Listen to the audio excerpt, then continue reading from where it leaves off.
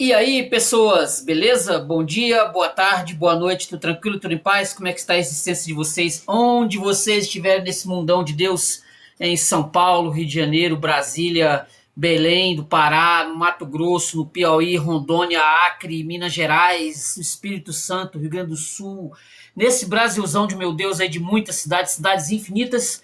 Muito obrigado por você estar aqui no canal Paulo Dharma 1970, você também brasileiro que está fora, está residindo fora, né? Está residindo fora do Brasil, está na Argentina nesse momento, Buenos Aires. Você pode estar no Paraguai, na Colômbia, no Uruguai, né? No Uruguai, estiver aí nos Estados Unidos, brasileiros aí nos Estados Unidos, brasileiros na Nicarágua, brasileiros na Costa Rica, brasileiros em Cuba, na Colômbia. Muito obrigado na Venezuela, no Equador. Muito obrigado mesmo você também que mora fora do Brasil, que neste momento está em Portugal, brasileiros em Portugal, ou mesmo portugueses que assistem esse vídeo aqui na língua portuguesa, né?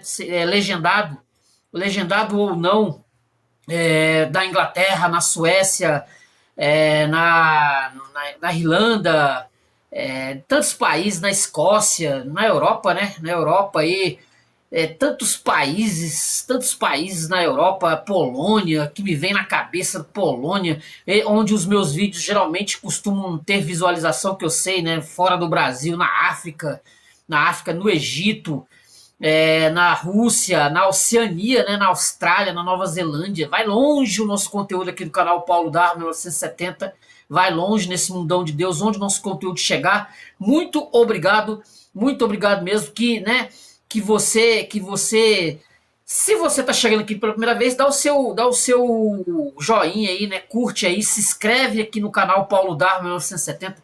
Você que não é inscrito, se inscreve aí, ó, tá o meu Instagram aqui, Paulo Dharma 1970. Se inscreva no canal, curta o vídeo, se inscreva no canal, compartilhe, comente, beleza? Beleza? Agradecendo também a Deus, porque sem Deus nós não somos rigorosamente nada. Deus e nosso Senhor e Salvador Jesus Cristo, que é o caminho, a verdade e a vida, ninguém vai a Deus senão por Jesus Cristo. Agradecendo a Deus sempre por nos dar saúde, né? Nos dar saúde para a gente estar sempre aqui fazendo um vídeo aqui que seja da mais profunda vontade de Deus sempre. Que Deus abençoe você, a mim, a você, a sua família, onde você estiver nesse mundão de Deus, beleza? Nesse mundão aí, mundão sem porteira, como se diz. Curta o vídeo, se inscreva no canal, compartilhe, comente, passe esse vídeo adiante. Se você quiser ajudar o canal, 988-290-76791 é o Pix do canal Paulo Dharma 1970. 988-290-76791 é o Pix do canal Paulo Dharma. Você ajuda com qualquer. Esse é o CPF do Paulo, 988-290-76791. E também, se você quiser comprar os livros que eu vou mostrar aqui, tiver vontade de comprar algum livro, tiver vontade de comprar uma batedeira, tiver comprado uma televisão, você usa o link que eu vou deixar aí na descrição da Amazon, aí embaixo na descrição, beleza? Compra, ajuda o canal, beleza? Usa o link que eu vou deixar aí, ó. Se você quiser comprar qualquer dos livros aqui, se interessou, entra aí no link da Amazon que eu vou deixar aí na descrição, beleza? Curta o vídeo, se inscreva no canal, compartilhe, comente, só vai ser o tempo de eu ir ali, pegar minha água, vai passar aqui a vinheta do canal e a gente volta aqui em 10 segundos, beleza? Curta o vídeo, se inscreva no canal.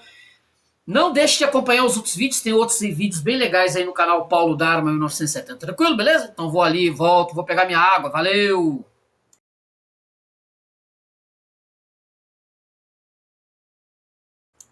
E aí, voltei, beleza? Vou tomar aqui minha água pra gente começar.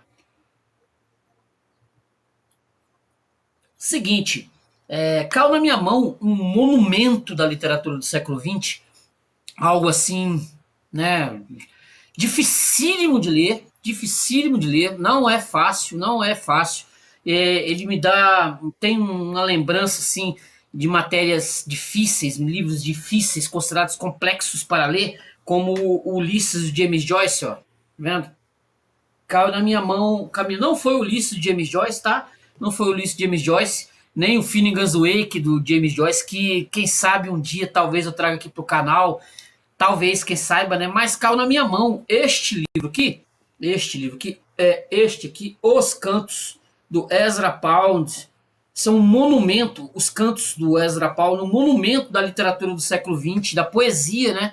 Da poesia do século XX. Isso caiu na minha mão e assim, eu tirei para ler, vejo qual é a ideia, né, do Ezra Pound, assim, é algo assim gigantesco no século XX.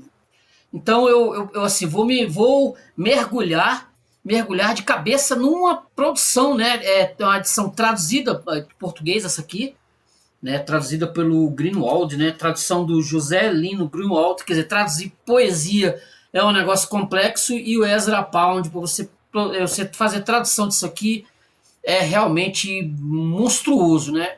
Me veio justamente assim a questão da leitura e do entendimento. Você chega uma hora que você já não busca mais entender o que o Ezra Pound estava pensando ali com os textos dele, o que ele estava pensando, e eu passei assim, eu li o texto todo, li as mais de 800 páginas, deixa eu ver aqui, 796 páginas de poesia que ele escreveu entre 1915 e 1969, 68, 69, por aí, e que eu eu tinha um conhecimento do Pound por conta das minhas leituras, né, lá nos anos 80 e 90, do Paulo Francis, que falava muito, inclusive daqui a pouco eu vou ler um trechinho um pedacinho, né, uma crônica, de um texto que o Francis escreveu lá por volta de 1985, quando o Pound completou 100 anos. E esse livro aqui, por exemplo, é recheado dele falando do Pound, que ele adorava o Pound, e isso era algo que eu conhecia de ouvir falar, de orelhada, lá dos anos 80, mas, né, para ler aí vai outro departamento. E eu tenho aqui, até vou aqui passar para os meus amigos do canal aqui, que você, onde estiver nesse mundão de Deus, que tem uma pessoa que tem 2 vídeos sensacionais sobre o Pound, né, que é o Matheus Machado, do canal, olha aqui, inclusive eu tenho este livro aqui, que é sobre James Joyce, que tem a resenha sobre esse livro, dá uma olhada, tá? Dá uma olhada.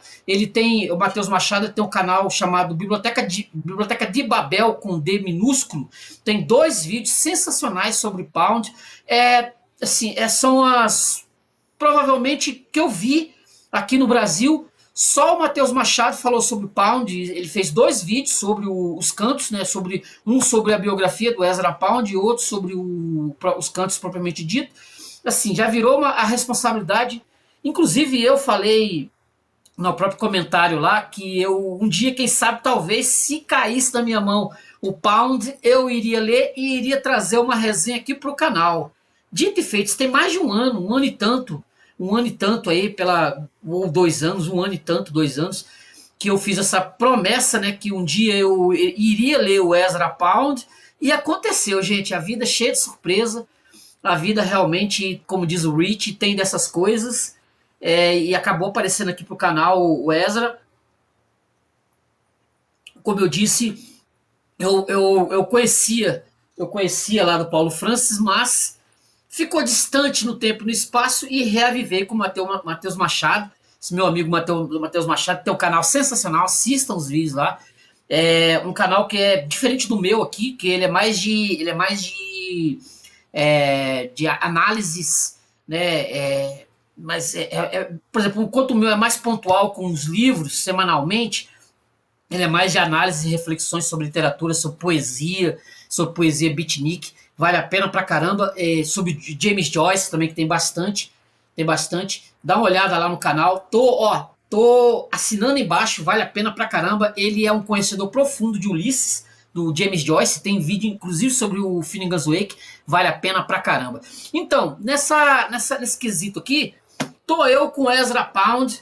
Tô eu com esse monumento da literatura. Não, como eu falei, não imaginava que eu fosse ter isso, né, ter em mãos. Eu vou procurar aqui falar um pouco sobre o Ezra Pound, dar uma biografia, né, dele, que nasceu em 1885 e faleceu em 1972, e também dar um resumo geral da obra com os cantos, né, porque aqui na obra ele tem aqui 1, 2, 3, 4, 5, 6, 7, 8. São 8 partes, né? Tem um esquema dos 30 primeiros cantos de 1930, 11 novos cantos de 1934, a quinta década dos cantos, né, que é de 1937, cantos que vai do 52 ao 71, os cantos pisanos, que é por muitos considerados a obra máxima dele, né, que vai do 79 ao 84, que é de 1948. Tem a seção Perfuratrix de Rochas de Los Cantares, que é dos cantos 85 ao 95, e o Trono de Los Cantares, que vai do 96 ao 99, e temos os esboços e fragmentos dos cantos, que vai de 110 ao 117, que é de 1969. Como eu disse, ele faleceu em 1972. A obra é considerada uma obra inacabada. Ele escreveu isso entre 1915 e 1960 e alguma coisa, 62, 63, até 69, quando publicou a última parte. A última parte, inclusive, é só meio que fragmentário, material. E esse período todo ele foi escrevendo e reescrevendo, esse material ao longo de mais de 50 anos. É um negócio realmente monumental. Não há nada assim que eu me lembre de cabeça um autor passar uma vida inteira. Vamos dizer assim, pegar o Proust, que é um monumento da literatura mundial do século XIX, ele escreveu Em Busca do Tempo Perdido em 10 anos, 15 anos. Isso aqui foram 50. E poesia. E como eu disse, para o português, para traduzir isso para português, o cara tem que ser muito valente, viu? O indivíduo tem que ser valente, porque não é fácil poesia para você traduzir.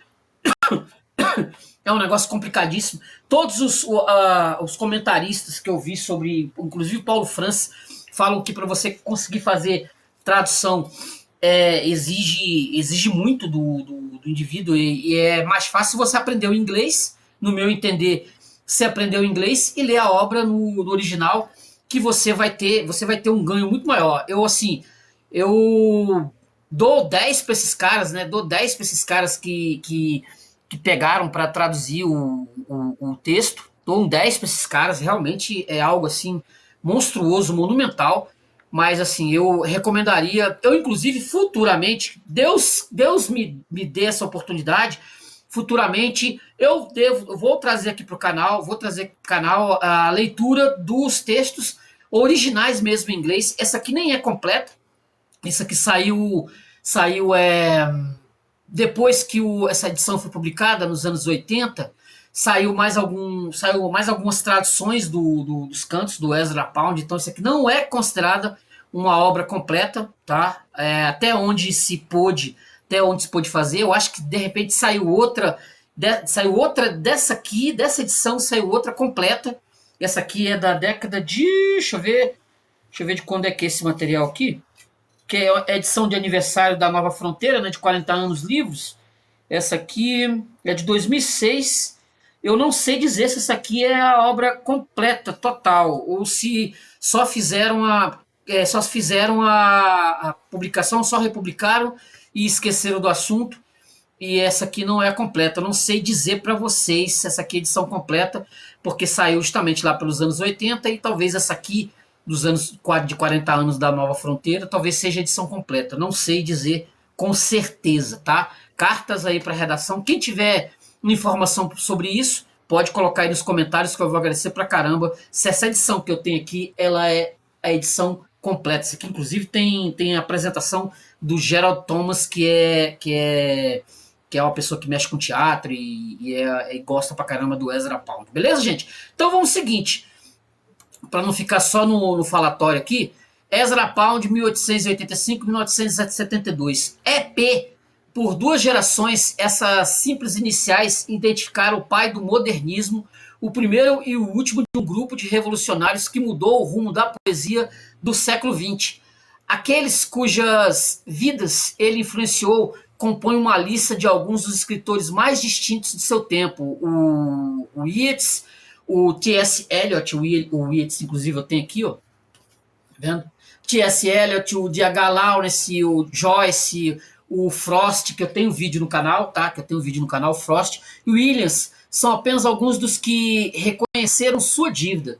Ele sobreviveu a todos, e só com sua morte, aos 87 anos em Veneza, pareceu que uma era literária notável havia finalmente chegado ao fim. Quer dizer, o Ezra Pound é tão grandioso, né, tão monumental, que só quando ele morreu você poderia considerar assim que a literatura chamada literatura do passado, a literatura do século XX, ela realmente se encerrou com chave de ouro, né? Ezra Pound nasceu em Halle, Idaho, e foi criado na Pensilvânia. Aos 15 anos entrou na faculdade, já proficiente em latim, e decidiu que até os 30 anos ele saberia mais sobre poesia do que qualquer outro homem vivo. Estudou no Hamilton College e na Universidade da Pensilvânia, onde se especializou em filologia românica, enquanto sustentava seus estudos com leituras de uma grande parte das literaturas clássicas e europeias. Na Pensilvânia, onde concluiu o mestrado em 1906, associou-se a outros dois jovens e futuros imagistas, William Carlos Williams e Idaho Dolittle. Sua carreira como professor universitário durou apenas 4 meses. Foi demitido do seu primeiro emprego no Wabash College por abrigar uma mulher em seu quarto.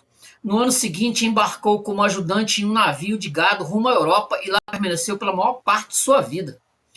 De Veneza, onde publicou e ele mesmo resenhou seu primeiro livro de poemas, A Lune Spenta, de 1908, Pound estabeleceu-se em Londres com sua habitual desenvoltura, decidido a reformar a literatura inglesa e a reviver a arte morta da poesia. Os anos londrinos entre 1908 e 1920 foram um período em que seu lema Make it New, faça novo, tornou-se o grito de guerra do modernismo. À medida que Londres se tornava o centro da atividade literária, Pound tornou-se o centro do centro, descobrindo, incentivando, promovendo e servindo como provocador de qualquer novo talento que cruzasse seu caminho. Temos que pensar que o Ernest Hemingway, né, tinha uma dívida assim impagável com ele. O Hemingway considerava ele pai, né, como se fosse um pai, porque foi por meio do Ezra Pound que o Hemingway se lançou na escrita. Com T. E. Hume, fundou o imagismo, um estilo de poemas curtos em verso livre, com imagens vívidas. Com Hildan Lewis, promoveu o vorticismo, uma versão literária do cubismo que defendia uma poesia de impacto vigoroso com uma imagem única como vórtice. Ele publicou traduções de poesia chinesa e teatro no japonês, imitando técnicas orientalistas que se tornariam marcas da poesia modernista. Como editor estrangeiro da revista Poetry, de Harriet Monroe, Pound usou o espaço para apresentar seus colegas e explicar seus princípios de forma a introduzir nomes como Eliot e Marianne Moore ao público americano. Durante esses anos, também trabalhou sua própria poesia, Personae. Sua primeira coletânea significativa apareceu em 1909 e foi republicada com acréscimos nos livros seguintes: Riposte, 1902, e Lustra, 1916. Ao mesmo tempo, ele começou a trabalhar nas primeiras sessões dos cantos, o grande poema épico que seria a obra de sua vida. Inclusive, eu vou mostrar aqui, né, deixar aqui para vocês verem, que eu tenho aqui nessa edição espetacular que eu tenho, né? Esse material aqui espetacular, deixa eu só arrumar isso aqui. É o material espetacular que eu tenho falando sobre o Eliot, que é algo assim que eu guardo com muito carinho, né? Que esse material, deixa eu só dar uma arrumada nisso aqui. Aí, aqui, ó. Que é essa aqui, ó.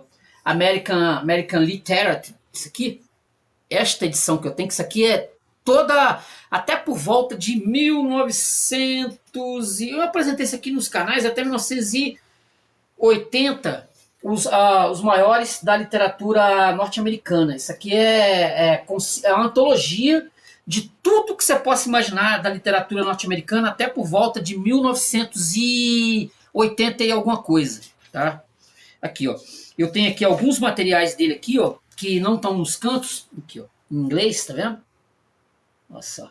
Esse Mr. Houseman's Message, daqui a pouco eu vou trazer ele traduzido aqui, tá? trazer aqui para o canal. Tem aqui mais aqui, ó, Portrait d'une Femme, The Safer, aqui. Tá vendo? Todo o material que eu tenho do Pound, de início de carreira até o Cantos, eu tenho aqui fragmentos desses materiais. Entendeu? Tá vendo aqui? Aqui, ó, mais, ó, Pound, tá vendo? Aqui. Eu tenho guardo isso aqui guardo isso aqui no álcool, porque esse material em português não, acho que nem existe. E eu tenho muita coisa dele. Olha aqui, ó, mais, ó. Olha só. Poemas, ó. Tá vendo? Isso aqui é até os cantos, tá, gente? Aqui tem o primeiro canto tem aqui, ó, dos cantos, aqui já começa aqui, ó. Ó, Evoy, 1919. Aqui. Tá vendo? Olha lá. Tá vendo? Deixa eu ver se dá pra ver bacaninha aí. Tá vendo? Eu tenho Pound. Eu só não tenho os cantos propriamente dito, né? Mas o material dele aqui, ó, em inglês, ó. Hang It All, Robert Browning. Aqui, ó. Tá vendo? Vou fazer aqui, vem pra perto aqui, ó. Tá vendo? Que é o canto 2. Canto 2 que eu tenho. Inclusive, ó, T.S. Eliot, que a gente estava comentando aqui. Tá vendo? Eu tenho aqui um apanhado de T.S. Eliot, 1888-1965. Olha aqui, The Love Songs of Alfred Prufrock. Aqui, eu tenho, ó. Certo? Materiais que eu guardo, que eu tenho aqui, porque resenhista de canal, de livro, tem que ter biblioteca, meu filho. Não dá pra deixar passar, não. Tem que ter biblioteca, que assim, você para trabalhar com isso aqui tem que ter biblioteca longa e também frequentar as bibliotecas, né, fora. Tem que ir atrás de biblioteca fora. Isso é um conselho que eu dou para quem quer mexer, quem quer entrar nesse ramo de livros, falar sobre livros. Você tem que ter uma biblioteca boa em casa e tem que trabalhar. O seu trabalho é virar noites procurando material em bibliotecas públicas, livros, sebos. É o que eu faço isso, ó, há muitos e muitos anos. Prosseguindo aqui, pós Primeira Guerra Mundial. Após a Primeira Guerra Mundial, Pound resumiu sua desilusão com a guerra e com a Inglaterra em Hugh Selwyn Moberley, de 1920. Eu mostrei aqui. Depois mudou-se para Paris, onde passou os 4 anos seguintes, ainda influente, convivendo com artistas e escritores britânicos e americanos da chamada Geração Perdida. Virada política, que é o problema do Pound, né? Que é justamente isso aqui, ó. O ponto da virada veio em 24, quando Pound mudou-se para a Itália. Sob a influência de Mussolini, passou a se preocupar com teoria econômica, publicando diatribes violentas contra o capitalismo americano, a usura e os judeus. Essas visões aparecem nos cantos e também em obras em prosa como Jefferson and or Mussolini, de 1935. Com o início da Segunda Guerra Mundial, começou a transmitir propaganda pró-fascista para a Inglaterra e os Estados Unidos. Quando a guerra terminou, foi preso, acusado de traição e mantido em um campo americano ao ar livre próximo a Pisa, na Itália. Foi depois levado aos Estados Unidos para julgamento, mas após avaliação psiquiátrica foi declarado insano e internado no Hospital St. Elizabeth's, uma instituição mental próxima a Washington, D.C. Em 48, os Cantos Pisanos. O escritor Pound, ele escreveu, né, durante seu encarceramento em Pisa, receberam o prêmio Bollinger, concedido por um grupo de juízes literários distinguidos. Quer dizer, você tinha aquele velho problema, né? Você tinha questão política, como o Schelling, né? Você tem o Schelling aqui, ó, que era apaixonado pelos nazistas, pelo nazismo, mas escreveu essa obra extraordinária, que é A Viagem ao Fim da Noite. Quer dizer, assim, perdoa-se a idiotia política, né? Tanto que nós temos hoje tantos idiotas políticos aí, escritores brasileiros que endossam ideologias de porcarias como socialismo, comunismo. Quer dizer, você até perdoa escritores por se iludirem, né? Por se iludirem. Inclusive o próprio Pound, no final de vida, ele, desencantado com o próprio processo, né, de escrita dele, dos cantos, eles consideravam fracassado e também um fracassado político. Ele reconheceu que ele tinha feito besteira, né, apoiando o Mussolini, que ele era fã roxo. Tem uma passagem interessante, né, que o Mussolini até desdenhou dele, desdenhou dele por conta imagina o Mussolini lendo os cantos do passa longe, né? Passa longe. Quer dizer, e ele cometeu esses erros. E isso foi uma vida inteira nisso, né? Foi uma vida inteira nisso. A decisão gerou, quando ele ganhou esse prêmio, né? A decisão gerou escândalo, pois consideraram que estavam premiando um traidor, o que dividiu o mundo literário. Com o tempo, com a intervenção de escritores como Frost, Eliot e Hemingway, Pound foi solto e autorizado a retornar à Itália. Os cantos, que já somavam mais de 100 sessões, encerraram-se por volta de 1960 e Pound se aposentou em silêncio. Quer dizer, dali não saía mais nada, né? Dali não saía mais nada, nada. Deixa eu só aqui, ó. O Ezra Pound, Portrait de uma Femme. Seus textos imagistas, suas traduções do chinês e do anglo-saxão, Sefaret e Malberley, nos cantos suas técnicas inovadoras muitas vezes falharam, mas certos trechos individuais contêm sua maior grandeza. Ao fim da vida, Pound reconheceu seu fracasso como teórico social e como poeta. Ele havia se tornado o líder perdido da poesia de uma época já passada. Poucas figuras literárias provocaram tanto ódio. Menos ainda trabalharam tão prodigiosamente pela poesia e despertaram tamanha gratidão e admiração. Eu até peguei como eu falei, eu tentei buscar entender os cantos no geral, mas assim, eu mergulhei na leitura e me deixei levar, assim, como se você mergulhasse num rio e deixasse a água te levar. Quer dizer, eu não procurei não buscar um entendimento, mas embora algumas coisas dos cantos, o geral, eu percebi o que ele queria ao longo do tempo, o que ele queria criticar, qual era a visão que ele tinha. Ele era profundamente anticristão, antijudaico, antijudeu, mas ao longo do tempo, com a leitura, eu busquei expressar o que era aquilo ali, o que eu estava lendo. No final dos contos, eu estava lendo o quê, né? Olha só, como eu falei, eu trouxe aqui a mensagem do Sr. Hausmann, né? Para tradução, Mr. Hausmann Messenger, que é essa tradução aqui deste texto, né, que eu trouxe aqui para o canal. Ó. Dor. As pessoas nascem e morrem. Nós também estaremos mortos em breve. Portanto, vamos agir como se já estivéssemos mortos. O pássaro pousa na árvore de espinheiro, mas ele também morre logo.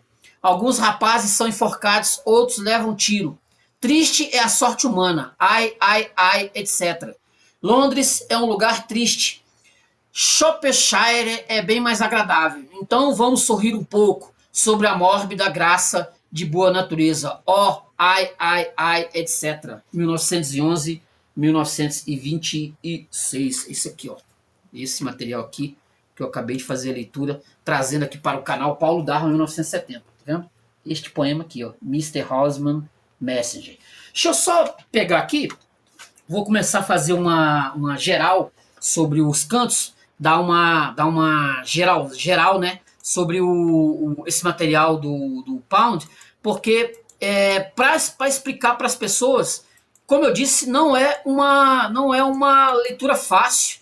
Eu não vou dizer que eu me compliquei, né? Que eu me compliquei na leitura, mas não considerei um material muito simples de ler, não. Talvez assim, talvez eu comparasse isso, como eu falei, com Ulisses de James Joyce, que você pode buscar um entendimento, mas você também pode mergulhar na leitura e se deixar levar, né? Olha só, o que é os cantos? Os cantos são um poema épico moderno escrito por Ezra Pound ao longo de quase 50 anos, 1950, 1915, 1962. Ao todo, o ciclo possui 117 cantos, mas aqui, inclusive, tem o canto 120 nessa edição aqui. Alguns inacabados, divididos em seções. É considerada a obra-prima do Pound e, ao mesmo tempo, um dos textos mais difíceis e polêmicos da literatura moderna. Estrutura geral da obra, para você ter uma ideia. A obra não segue uma narrativa linear, em vez disso, é uma colagem de línguas, épocas, personagens históricos, elementos mitológicos, reflexões econômicas e experiências pessoais. Eu até estava comentando com a minha esposa que aqui tem latim, tem o mandarim, tem o grego clássico, sem contar tá em inglês, tem passagens em francês. São várias e várias línguas aqui que você vai pegar. Se você tiver curiosidade, tem mandarim. Quer dizer, quanto mais você conhecer, eu recomendo que quanto mais você conhecer de línguas, né? Se você souber latim, mais você vai entender isso aqui. Se você, olha só aqui, ó, se você souber grego, mais ainda você vai, olha só isso aqui, ó, tá vendo, ó? Tá vendo? São várias, são recheados passagens e mais passagens com mandarim, com chinês, né? Olha só aqui, ó. Olha aqui, ó. Tá vendo? É um negócio absurdo. Inclusive, como eu falei, eu tenho uma tradução aqui de uma passagem que eu vi de grego. De grego, daqui a pouco até vou ler. Até vou ler. Deixa eu continuar aqui, dar uma geral na obra. Olha só. Canto do 1 ao 16, os cantos gerais e homéricos. Começa com referências à Odisseia de Homero, né? Os primeiros cantos evocam o espírito épico e arcaico. Há grande ênfase na transição entre culturas antigas e a modernidade. Os cantos 17 ao 30, os cantos chineses e renascença, Paudi incorpora elementos da história da China imperial, influenciado pelo historiador Confúcio. Mistura referências a Dante, Thomas Jefferson, Sigismund Malatesta, entre outros. Destaca figuras que para Pound representavam ordem e beleza civilizatória. Já os cantos 31 ao 44, cantos econômicos políticos, fase mais política da obra. Pound critica duramente o capitalismo financeiro, o sistema bancário, especialmente o sistema de crédito, e defende ideias distributivas e econômicas influenciadas por Silvio Gesell. Há elogios a Mussolini, o que mais tarde se tornaria uma das manchas na obra de Pound. Várias e várias passagens aqui do texto, ele dá como se fosse assim, ele estivesse falando bem do Mussolini, né? Ele cita o Mussolini para lá, Mussolini para cá. O Cantos Pisanos, né? Que é o do 44 ao 84. Escritos enquanto Pound estava preso num campo dos Estados Unidos em Pisa, após ser capturado e acusado de traição na Segunda Guerra Mundial. Mistura memória, reflexão pessoal, delírio, arrependimento e ainda vislumbres líricos da natureza. São considerados os mais humanos e líricos da obra. No meu entender aqui, pelo que eu li, é o melhor, né?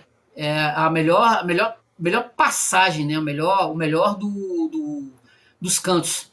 Cantos Rock Drill e Cantos Adams, que vai do 85 ao 99. Exploração de figuras da história americana, como John Adams, vários cantos, né, falando de John Adams, falando da Revolução Norte-Americana. Tentativa de buscar modelos de governança e virtude. Linguagem mais fragmentária, menos acessível.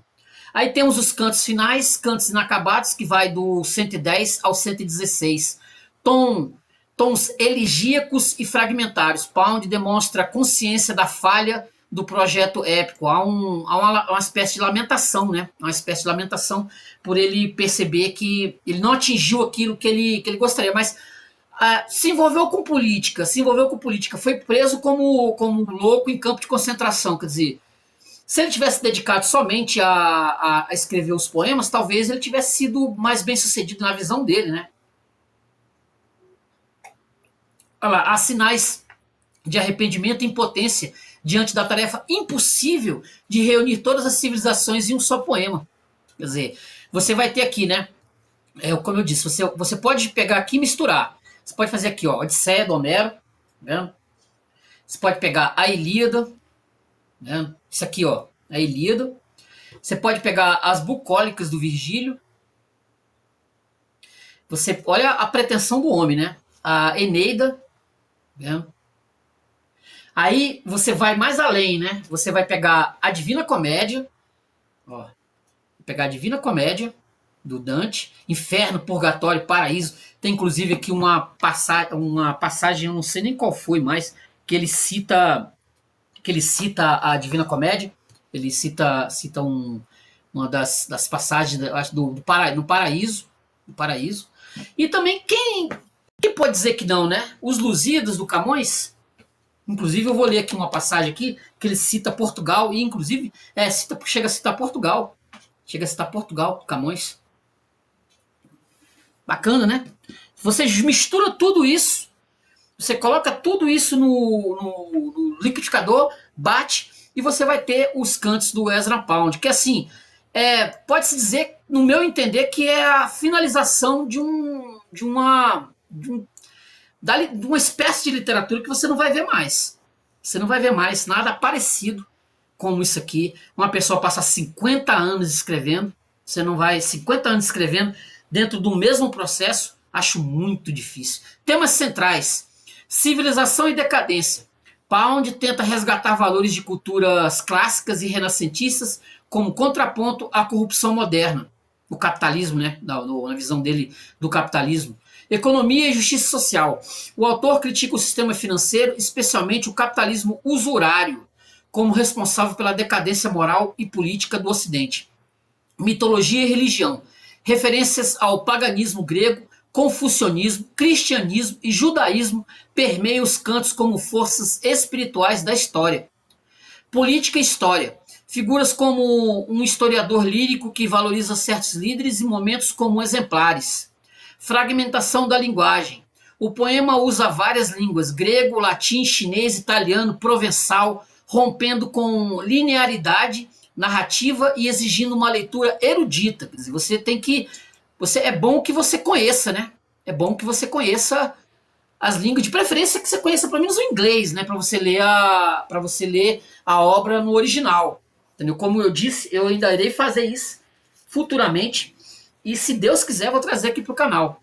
Poesia como totalidade. Pound tenta realizar o sonho modernista de unir todas as artes, saberes e valores num poema do mundo.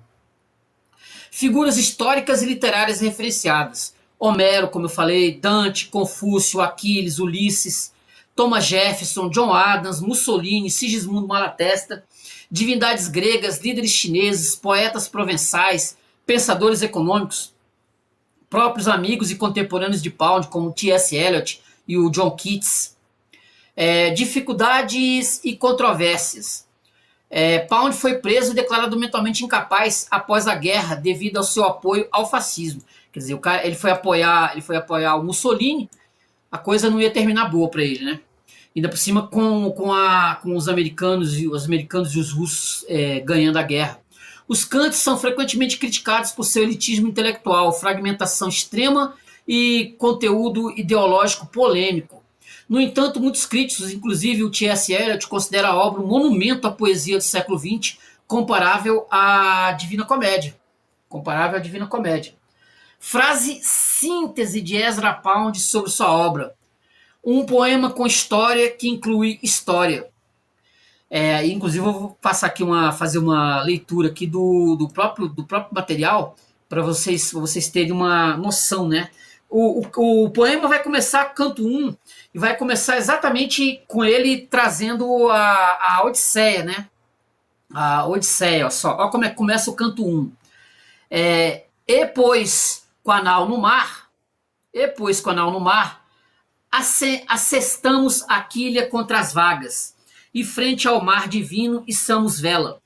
No mastro sobre aquela nave escura, levamos as ovelhas a bordo e nossos corpos também no pranto aflito. E ventos vindos pela popa nos impeliam adiante velas cheias. Por artífice de Circe, a deusa Benecomata, assim no barco assentados, cana no leme, sacudida em vento. Então, com a vela tensa pelo mar, fomos até o término do dia, sol indo ao sono, sombra sobre o oceano, chegamos aos confins das águas mais profundas, até o território cimeriano e cidades povoadas envolvidas por um denso nevoeiro inacessível ao cintilar dos raios de sol, nem o luzir das estrelas entendido, nem quando torna o olhar do firmamento. Noite a mais negra sobre os homens fúnebres. Refluindo o mar, chegamos ao local premeditado por Cice. Aqui os ritos de Perímedes e Euríloco e de espada a covil cubital escavo. Vazamos libações a cada morto. Primeiro o hidromel, depois o doce, vinho, mais água com farinha branca. E orei pela cabeça dos finados. Em Ítaca, os melhores touros estéreis, para imolar, cercada a pira de oferendas. Um carneiro somente de Tirésias, carneiro negro e com guizos, sangue escuro ecoou dentro do fosso, almas vindas do Erebus, mortos cadavéricos, de noivas jovens velhos que muito penaram. Úmidas almas de recentes lágrimas, meigas moças, muitos homens esfolados por lanças cor de bronze, desperdício de guerra e com armas em sangue, eles em turba em torno de mim a gritar, pálido reclamei-lhes por mais bestas. Massacraram os rebanhos, ovelhas sob lanças, entornei bálsamos, clamei aos deuses, Plutão forte e celebrei Proserpina, desembainhada a diminuta espada. Fiquei para afastar a fúria dos defuntos, até que ouvisse Tirésias. Mas primeiro veio Elpenor, o amigo Elpenor, insepulto, jogado em terra extensa. Membros que abandonamos em casa de Cice, sem agasalho ou choro no sepulcro, já porque outras labutas nos urgiam. Triste espírito, e eu gritei em fala rápida, Elpenor, como veio a esta praia escura? Veio a pé mais veloz que os marinheiros? E ele taciturno. Azar e muito vinho. Adormeci, namorada de Cice ao pé do fogo. Descendo a escadaria distraído, desabei sobre a pilastra. Com o nervo da nuca estraçalhado, o espírito procurou o Avernus. Mas, ó rei, me lembre, eu peço, e sem agasalho eu choro. Empilhe minhas armas numa tumba, à beira-mar com essa gravação. Um homem sem fortuna e com um nome a vir. E finque o remo que eu rodava entre amigos lá ereto sobre a tumba. Veio Anticleia, a quem eu repelia. Então Tirésias, tebano, levando seu bastão de ouro, viu-me e falou primeiro. Uma segunda vez? Por quê? Homem de maus fados, face aos mortos sem sol e este lugar sem gáudio? Além do fosso, eu vou sorver o sangue para a profecia. E eu retrocedi. E ele, vigor sanguíneo, Odisseus, deverás retornar por negros mares, através dos rancores de Netuno. Todos teus companheiros perderás. Depois veio Anticleia. Divos, repousa em paz, digo Andreas Divos, em Oficina Michele, 1538, vindo de Homero. E ele velejou entre sereias, ao largo e além até Circe. Venerandam, na frase em Creta, e áurea coroa Afrodite. Cipres munimenta sortita este, alegre orivalche com dourados, cintos faixas nos seios, tu com pálpebras de ébano, levando o ramo de ouro de argicida assim. Tá vendo? Começa com a Odisseia. Ele vai começar com a Odisseia. Como a gente falou aqui, ele vai mudar isso ao longo de 50 anos, ao canto 2, né? O canto 2, e ele vai mudar essa, vocês vão perceber que ele vai mudando aqui a estrutura do poema. Ele vai começar justamente com os grandes marcos, né, da literatura ocidental, que é justamente a Odisseia. Ele vai começar pela Odisseia, reverberando Homero, tá? Reverberando Homero. Olha só que como é que a gente já dá uma mudança aqui. No canto 12, olha, a gente já vai aqui se estruturando para frente, ó. Porcos de Portugal, engordando na fartura do tempo. E dos Santos engordou um grande dono de terras em Portugal, agora junto a seus antepassados. Tudo fez com milho molhado. A água provavelmente fresca naquele estuário. Vá pro diabo, Apovich, Chicago não tem tudo. John Quinn, numa reunião de banqueiros, entediado com as lamentações, entediado com a afetação em flor e os pequenos pespontos brancos que eles tinham em torno das dobras dos ternos, fazendo parecer que usavam dois coletes. Contou-lhes a história do marinheiro honesto, entediado com reverências, quando se sentavam os distintos presbiterianos, diretores, transadores das holdings, diáconos de igrejas, proprietários de cortiços, aliás, usuários in excelsis, a quintessencial essência de usuários. Os agenciadores de empregos queixando-se dos seus 20% e dos tempos difíceis, e a derrocada dos títulos brasileiros, olha, faz menção ao Brasil, e a derrocada dos títulos brasileiros, títulos SA, Sociedade Anônima, e a insegurança de qualquer investimento, salvo o investimento em novos prédios bancários, reprodutivos de prédios bancários, e não voltados à maior distribuição, entediado com o modo de crispar de suas bocas, com as pontas dos charutos, disse John Quinn. Era uma vez um pobre e honesto marinheiro, um beberrão, um diabo de sujeito, porrista e esporrento, e a bebida ao fim mandou-o para o hospital. E eles o operaram, e lá estava uma pobre prostituta na enfermaria de mulheres, onde teve um filho, enquanto atendiam ao marinheiro e trouxeram-lhe o garoto. Quando voltou a si e disseram: veja, foi isso que tiramos de você. E ele olhou para aquilo e ficou melhor. E quando deixou o hospital, abandonou a bebida. E quando ele se recuperou bastante, fez contrato com outro navio e economizou seu pagamento, e continuou economizando seu pagamento, e comprou uma cota do navio, e finalmente possuía metade das cotas, a seguir um navio, e com o tempo toda uma linha de vapores, e deu educação ao garoto. E quando o garoto estava no colégio, o velho marinheiro outra vez caiu de cama, e os médicos disseram que ele ia morrer. E o garoto chegou ao lado do leito, e disse o velho marinheiro: menino, sinto não poder resistir um pouco mais, você, no entanto, é jovem, deixo-lhe responsabilidade. Gostaria de poder esperar até que você fosse mais velho, mais preparado para assumir os negócios. Mas, pai, não fale sobre mim, estou bem. O problema é você, pai. É isso, menino, você disse. Você me chama de pai e eu não sou. Não sou teu pai. Eu não sou teu pai, mas sim tua mãe, falou ele. Teu pai era um rico mercador de Istambul. Bacana, hein? Como eu falei, ele faz citação ao Brasil, ao Portugal. O que tem para mim, né? É que ele vai se tornar um crítico feroz do capitalismo, que ele diz que como se dissesse assim, que no passado distante dos gregos existia um outro mundo, uma outra cultura. Ele pede uma volta à renascença. Ele pede uma volta à renascença, uma volta cultural. Diz que o nosso tempo é um tempo só voltado para o dinheiro, para o cartão de crédito. Nós não valemos nada por conta disso. Ele culpa os judeus por isso, culpa o cristianismo, vai dizer que o cristianismo vai dizer assim, né? Que o cristianismo não vale nada, entendeu? Não vale nada. Os gregos sim, né? Os gregos sim. Olha só que beleza. Olha só, antes de eu ler o canto 36, olha isso aqui, ó. E da Gama, uma grande inconveniência, de fato, as piores notícias que podiam haver, mas pode Portugal continuar? Homines de partibus ultramarines, necessitando sal, fizeram a paz com Veneza. Quem comanda o mar, comanda o comércio.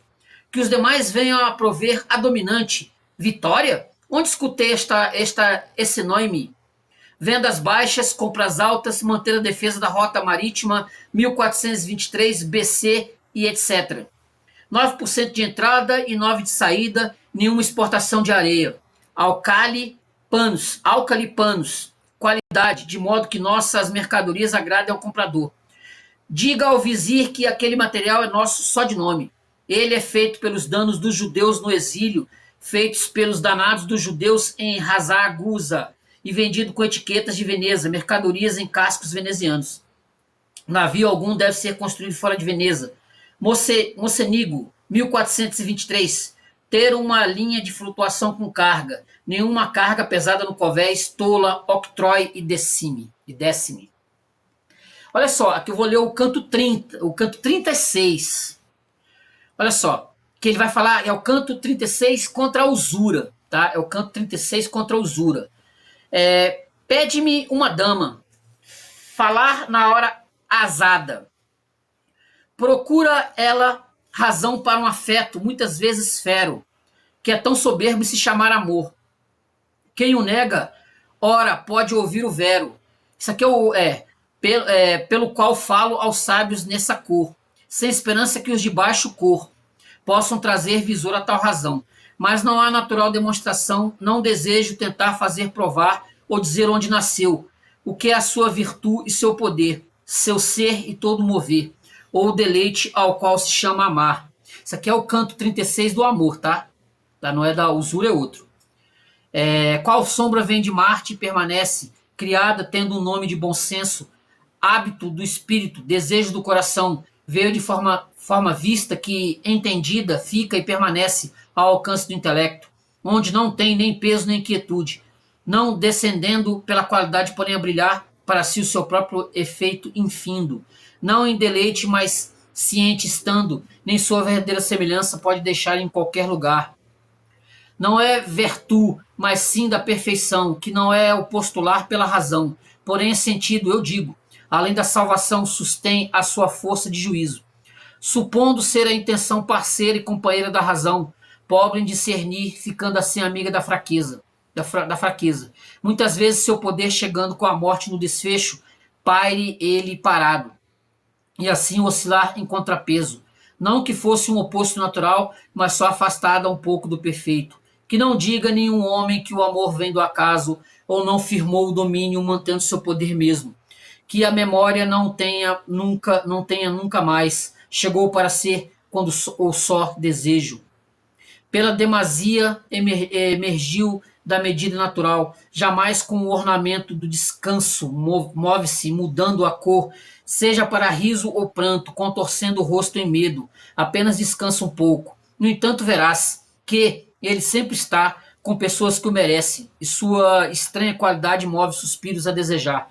Que os homens vejam aqueles vestígios elaborados em sua mente, e com tal inquietação como jorra a flama, não podem os incapazes formar a sua imagem. Ele próprio não se move, e tudo ele traz para a sua paz. Nem gira procurando seu deleite, nem mesmo procurando examinar ser grande ou pequeno. Ele aspirou identidade e cor da homogênea natureza. Assim fez o prazer em aparência. Nem pode ficar oculto nessa afinidade. Lança os dardos da beleza que não são selvagens, formando em tal temor um homem segue, a merecer o espírito que invade. Nem é sabido pela sua face, mas divisado em branca luz o todo. Atinge seu alvo. Quem ouve sem ver a forma, mas guiado por sua emanação, sendo partido, projetado em cor, dividido em plena treva, apacenta a luz, um movendo-se pelo outro, sendo separado de toda falsidade, digna de se crer, só de si provém mercê. Vai, canção, certamente podes ir para onde te apraz, pois és tão elaborada que esses teus preceitos serão louvados pelos teus intérpretes. Estar com outros não é teu desejo. Chamou tronos, Balácio ou os topázios. Erugina não foi entendida em seu tempo, o que talvez explique o atraso em condená-lo. E foram a buscar os maniqueus, e não acharam, ao que eu saiba, maniqueus. Assim, desenterraram e condenaram Scotus Erugina. A autoridade vem da razão certa, nunca pela via oposta. Assim sendo, a demora em condená-lo, São Tomás de Aquino com a cabeça mergulhada num vácuo, Aristóteles, em qual vir num vácuo? Sacrum illuminatio coito, lossor Deus se for de Montovana, de um castelo chamado Goito. 5 castelos, o rei deu-lhe 5 castelos. E que diabo eu sei sobre tintas? Sua santidade é escrever uma carta. Charles, o sarnento de Anjou, o modo como você trata seus homens é um escândalo. dilectis milis familiares, castra montes odoristi, montes santi silvestre, palete et pili, em partibus tertis, terra das vinhas, terra lavrada, a terra inculta, pretes moribus, pascuis, com jurisdição legal. Seus herdeiros de ambos os sexos venderam o maldito lote 6 semanas depois, sordelos de Godio, qual bene mabi e monrique pensamento. Esse é o canto 36. Vamos aqui para mais um canto aqui, ó. No canto 38, ele cita, no canto 38, ele abre com o Paraíso 19:118, que é o Il duce soprana cena induce falsegiando la moneta, que traduzindo para o português seria sobre os sena acumulados, os do rei que a moeda falsifique. E ele vai bater nessa tecla, né? Ele vai bater nessa tecla da questão do dinheiro, como o dinheiro ele destrói, né? Ele destrói as coisas belas, ele destrói, quer dizer, não há beleza, para ele não há beleza onde existe o dinheiro, onde existe a usura, onde existe o capitalismo, não há. Então, no canto 45, ele vai fazer uma ode sobre a usura. Com usura, homem algum terá casa de boa pedra, cada bloco talhado em polidez e bem ajustado para que os bolsos envolvam suas faces com usura. Homem algum terá paraíso pintado na parede de sua igreja, Harper et Lux, ou onde a Virgem receba a mensagem e um halo projeta-se do inciso com usura. Homem algum vê Gonzaga, seus herdeiros e cucumbinas. Pintura alguma é feita para ficar, nem para com ela conviver, só é feita a fim de vender e vender depressa. Com usura, pecado contra a natureza, sempre teu pão será rançoso, códias. Sempre teu pão será de papel seco. Sem trigo da montanha, sem farinha forte, com usura uma linha cresce turva, com usura não há clara demarcação, e homem algum encontra sua casa. O talhador não talha sua pedra, o tecelão não vê o seu tiar. Com usura não vai a lã até a feira, carneiro não dá ganho com usura. A usura é uma peste, usura, engrossa a agulha lá nas mãos da moça, e só para a perícia de quem fia. Pietro Lombardo não veio via usura. Duccio não veio via usura. Nem Pierre de la Francesca. Joan Bellini não pela usura, nem foi pintada La Colúnia assim. Angélico não veio via usura, nem veio Ambróglio Praedes. Não veio igreja alguma de pedra talhada, com a incisão Adamo me fecit. Nem via usura San Trofime, nem via usura San Hilaire. Usura oxida o cinzel, ela enferruja o ofício e o artesão. Ela corrói o fio no tiar. Ninguém aprende a tecer ouro em seu modelo. O azul é necrosado pela usura. Não se borda o carmesim, a esmeralda não acha o seu miling. A usura mata o filho nas entranhas, impede o jovem de fazer a corte. Levou paralisia ao leito, deita-se entre a jovem noiva e seu noivo. Contra naturam, trouxeram meretrizes para Eleusis, cadáveres dispostos no banquete, as ordens da usura. Esse é o canto 45, né? Com usura. Canto 45. Deixa eu pegar aqui mais aqui. Tem aqui muita coisa chinesa aqui, muito material chinês que ele trabalhou, né? Muito mesmo, páginas e páginas. Vou trazer aqui a transcrição, né? Daqui que está no último dos cantos. Aqui do último dos cantos, o 71, que é justamente a passagem que ele termina em grego antigo.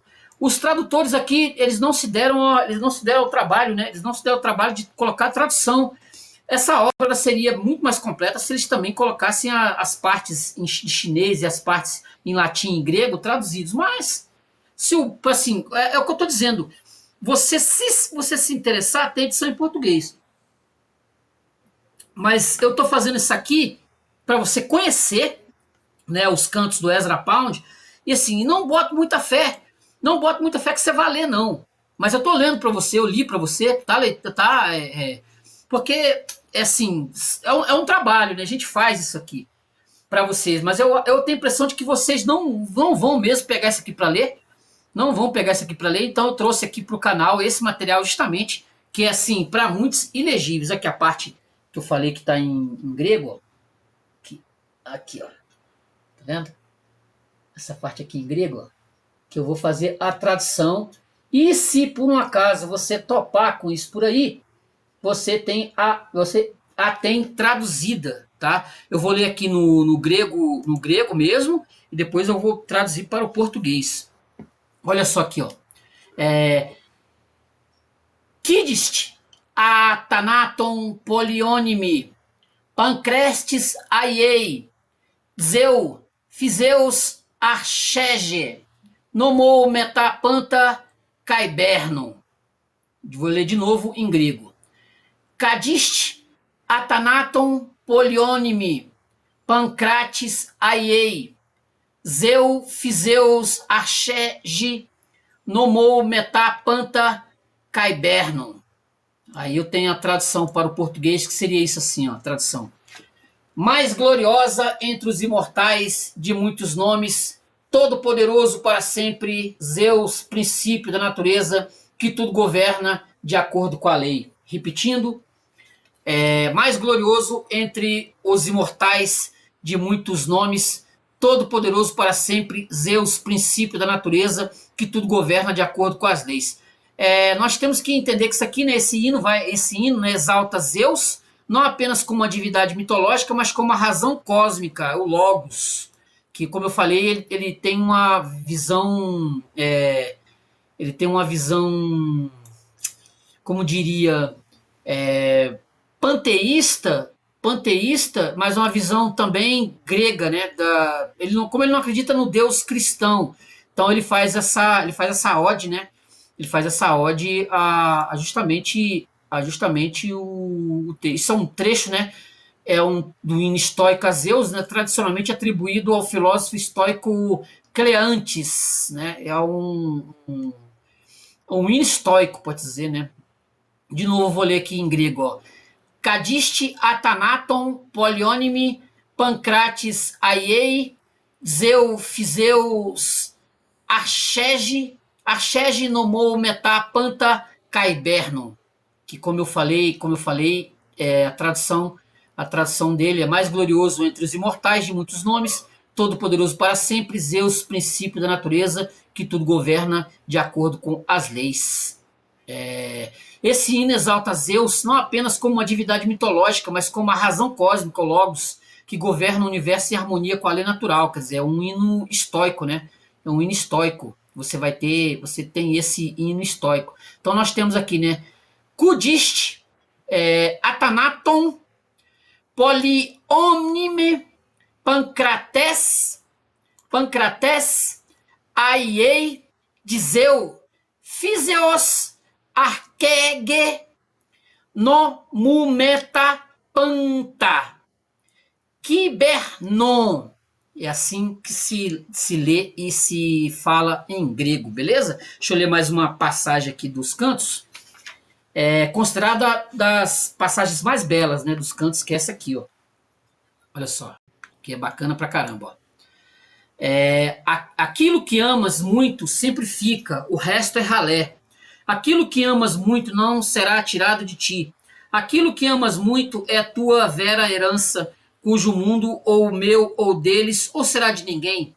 Primeiro veio o visível, depois o palpável. Elysium, mesmo que fosse nos sagões do inferno. Aquilo que amas muito é tua vera herança. Aquilo que amas muito não será tirado de ti. A formiga é um centauro em seu mundo de dragões. Põe abaixo tua vaidade. Não foi o homem que fez coragem, que fez ordem ou fez graça. Põe abaixo tua vaidade. Digo, põe abaixo. Aprende o teu lugar com o verde universo. No ciclo da invenção ou arte autêntica. Põe abaixo tua vaidade. Paquim põe abaixo. O elmo verde excedeu tua elegância. Governa-te, que assim as pessoas te assumem. Põe abaixo tua vaidade.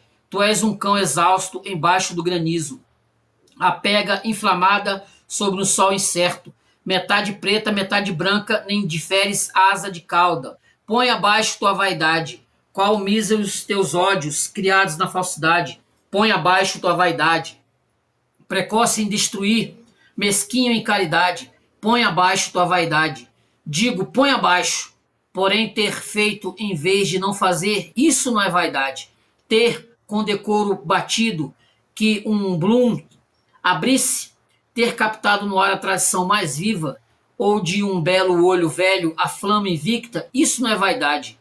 Aqui a falha está em não ter feito tudo na timidez que a vacilou. E concluindo, né? Vamos concluir o último canto, o 120, para fechar o que está nos esboços e fragmentos dos cantos, né? É o canto 120. O livro vai terminar com esse canto aqui, ó. O canto 120, que é o fechamento, né? Que é o fechamento do canto na sua essência, que é esse aqui, ó. Tentei escrever o paraíso. Tentei escrever o paraíso. Não se mova, deixe falar o vento. Esse é o paraíso. Deixe os deuses perdoarem o que eu fiz. Deixe aqueles que eu amo tentarem perdoar o que eu fiz. De novo. Tentei escrever o paraíso. Não se mova, deixe falar o vento. Esse é o paraíso. Deixe os deuses perdoarem o que eu fiz. Deixe aqueles que eu amo tentarem perdoar o que eu fiz. Cantos, todos os cantos, né? 120, né? Eles comentam, eles falam 117, 116, mas se você colocar, na essência o Ezra Pound, escreveu mais de 120, então pode dizer, né, que a gente tem aí a base, né, do Pound, a base de tudo. Nós temos um texto que é extraordinário, que você, como eu disse aqui de princípio, você tem a Divina Comédia, Divina Comédia, a Eneida, a Ilíada, a Odisseia, você vai ter T.S. Eliot, você vai ter tantos outros, e você vai ter este material que é rico. Se você quiser ler, se você quiser adentrar esse mundo, se joga. Não busque tentar compreender, né? Tentar compreender e tentar entender. Não vai nessa. Se joga, usa como se fosse fluidos mentais, né? Pensamentos. Inclusive, eu vou pegar aqui para finalizar esse vídeo. Eu vou pegar aqui que o Paulo Francis, né? Que ele falou sobre, ele várias e várias vezes falava sobre Pound. E para conclusão, né? Que eu acho fantástico as palavras do Paulo Francis. Sobre o. Ele aqui falou várias e várias vezes, mas eu peguei um trechinho para usar como conclusão dessa resenha. Olha só isso aqui que ele fala. Ó.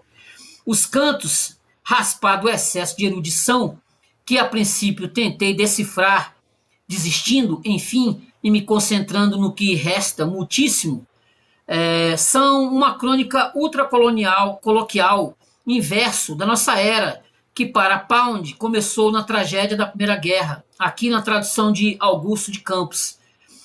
Esses, afinal, combatem e alguns acreditando.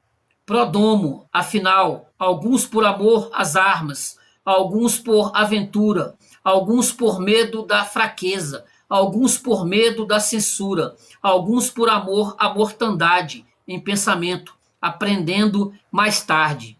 Alguns com medo, aprendendo a amar a mortandade, morreram uns pro pátria, não dult, não et decor, andaram de olhos fundos pelo inferno. Aí ele completa aqui, né? Claro, muito mais à disposição do leitor, que por alguns magros cruzeiros, na época, né? Saltará da trivialidade da cultura massificada ao que a mim parece ter sido a renascença da poesia nesse século, o que inclui decididamente a prosa de Joyce. Pound segurou o leme, foi o barômetro, o capitão, e às vezes ouviu as sereias sem as defesas do Ulisses original batendo contra as rochas. É imortal. ainda que mortal, com todas as falhas, como todos nós. Paulo Francis falando do Ezra Pound e falando dos cantos do Ezra Pound, né? Se você procurar aí na internet, procura Ezra Pound, Paulo Francis, ou busca aí esse material, né? Segunda antiga mais profissão, Diário da Corte, ou esse é a segunda a mais antiga profissão do mundo, que eu tenho vídeo aqui no canal, tá?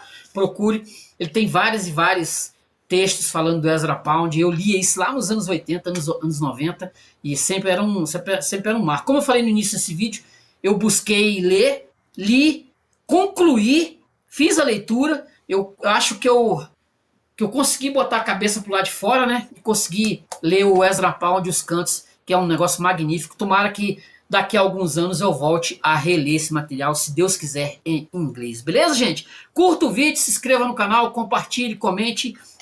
Hoje eu falei um pouquinho desta maravilha aqui, que é os cantos do Ezra Pound. Tentei dar um geral aqui, na medida do possível, na medida das minhas forças, porque o material ele não merece uma leitura, ele merece várias releituras, beleza? Curta o vídeo, se inscreva no canal, compartilhe, comente. Se você quiser adquirir os cantos do Ezra Pound, entra aí no link. Se você chegou até aqui, né? Eu deixei o link aí, vou deixar o link aí embaixo na descrição. Dá uma lida, compre pela Amazon, né? E leia Ezra Pound, Os Cantos. Vou deixar o link aí embaixo aí. Curta o vídeo, se inscreva no canal, compartilhe, comente.